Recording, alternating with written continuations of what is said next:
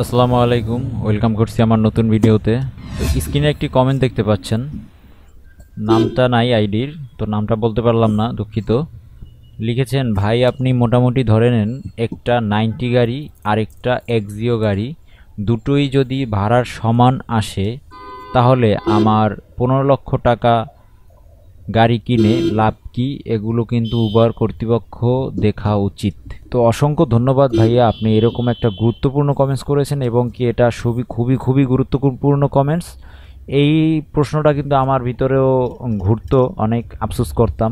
আর যারাই এই সম্পর্কে জানতে চাইছেন বা যারাই এই আমার মতো আফসোস করছেন বা এই ভাইয়ের মতো আফসোস করছেন, কিন্তু এই ভাই কিন্তু কমেন্টসটা করেই দিছে। আমিও এই সম্পর্কে কিন্তু ভিডিও বানাইনি, কারণ এটা সকলেই মেনে নেয়, এই হলো বিষয়। এখন দেখুন ভাইয়া, 15 লক্ষ টাকা এক্সিও গাড়ি, সেটার মডেলটা উল্লেখ করতেন যদি, তাহলে আমি ইনকামের পার্থক্যটা ধরিয়ে দিতে পারতাম, কিন্তু আপনি মডেলটা উল্লেখ করেন নাই। একটা ভাড়া মারলাম ধরেন 5 কিলোমিটার দূরত্ব, সেখানে আমি ধরেন 300 টাকার একটা ভাড়া মারলাম 90 গাড়ি দিয়ে, আমি ধরে নিচ্ছি। কিন্তু আমি কিন্তু অন্য অন্য অপর গাড়ি যেটা, সেটা হচ্ছে 15 লক্ষ টাকার গাড়ি, সেটা দিয়ে আমি ওই 5 কিলোমিটার একটা ট্রিপ ধরলাম, সেটাও 300 টাকা পেলাম। এখন তাহলে আমার কী লাভ হলো? 5 থেকে 7 লাখ টাকার গাড়ি দিয়ে আমি 300 টাকার ভাড়া মারলাম একই দূরত্ব গিয়ে, আবার আমি 15 লক্ষ টাকার গাড়ি দিয়েও একই দূরত্ব গিয়ে একই ভাড়া পেলাম। এই ভাই এটাই বোঝাতে চেয়েছে যে আমার তাহলে লাভ কি 15 লক্ষ টাকার গাড়ি কিনে। এখানে একটা বিষয় লক্ষণীয়, সেটা হচ্ছে আপনার 15 লক্ষ টাকার গাড়ি, এটা যদি আপনি মডেলটা বলতেন তাহলে ভালো হতো। যে মডেল অনুযায়ী কিন্তু আমরা জানি যে 2011-র আগের মডেলের যে গাড়িগুলো সেগুলো উবার এক্সে যাবে, আর 2011 থেকে পরের মডেল যে গাড়িগুলো সেটি উবার প্রিমিয়ারে যাবে। এবং উবার এক্স এবং প্রিমিয়ার এটার কিন্তু ভাড়ার রেটটা কিন্তু আলাদা, এক না। উবার প্রিমিয়ারের ভাড়া রেটটা বেশি এবং উবার এক্সের ভাড়া রেটটা কম। তা যেহেতু উবার এক্সে ব্যাকডেটেড গাড়ি, যে আগের মডেলের গাড়িগুলো দেওয়া হয়, সেটির কন্ডিশন অনুযায়ী ভাড়া রেটটা কম হয়।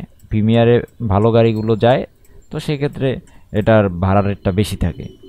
তা আমি মনে করি 15 লক্ষ টাকায় যদি আপনি গাড়ি কেনেন, সেই গাড়িটা আপনি উবার প্রিমিয়ারে দিতে পারবেন। তো উবার প্রিমিয়ারে যদি দেন তাহলে কিন্তু আপনার 90 গাড়ি কিন্তু উবার প্রিমিয়ারে দেওয়া যাবে না, এটা মাথায় রাখেন।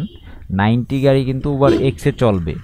15 লক্ষ টাকা দিয়ে যদি আপনি গাড়ি কেনেন, একটা 2011 মডেলের গাড়িও যদি কিনেন, তাহলে কিন্তু সেটা আপনার উবার প্রিমিয়ারে দিতে পারবেন। তখন কিন্তু 90 গাড়ি দিয়ে 5 কিলোমিটার গিয়ে যদি 300 টাকা পান, আর উবার প্রিমিয়ারে 5 কিলোমিটার গিয়ে কিন্তু আপনি কম করে হলো 500 টাকা পাবেন, এরকম একটা হিসাব আসে। কিন্তু কিন্তু আপনার যদি আপনি মডেলটা উল্লেখ করতেন, সেই গাড়ির দাম কত সেটা আমি বের করতাম, তারপর হচ্ছে সেটা কোন ক্যাটাগরিতে যাবে, ওই দামে এই গাড়িটা ঠিক আছে কিনা।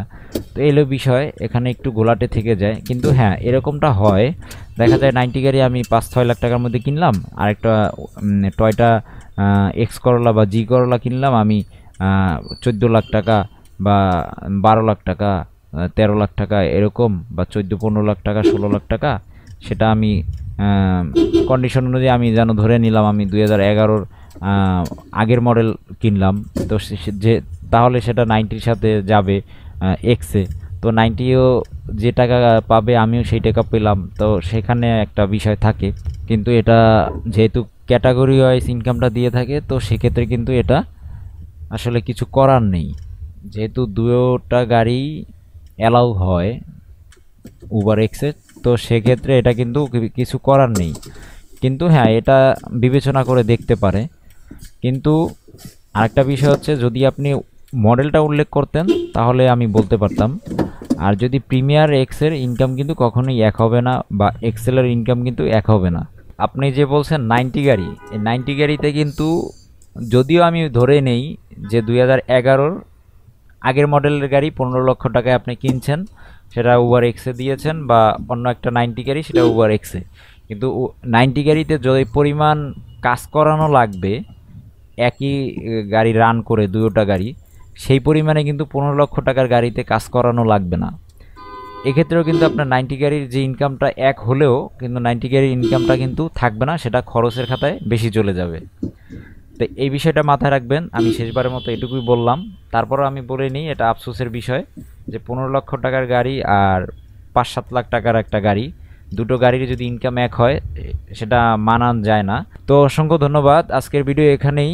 তো এতক্ষণ যারা ভিডিওটি ধৈর্য সহকারে দেখছেন, অবশ্যই চ্যানেলটি যদি সাবস্ক্রাইব করে না থাকেন অবশ্যই চ্যানেলটি সাবস্ক্রাইব করে দিবেন এবং পাশে থাকা বেল আইকনটি ক্লিক করে রাখবেন যাতে পরবর্তী ভিডিওর নোটিফিকেশন আপনার কাছে পৌঁছে যায়।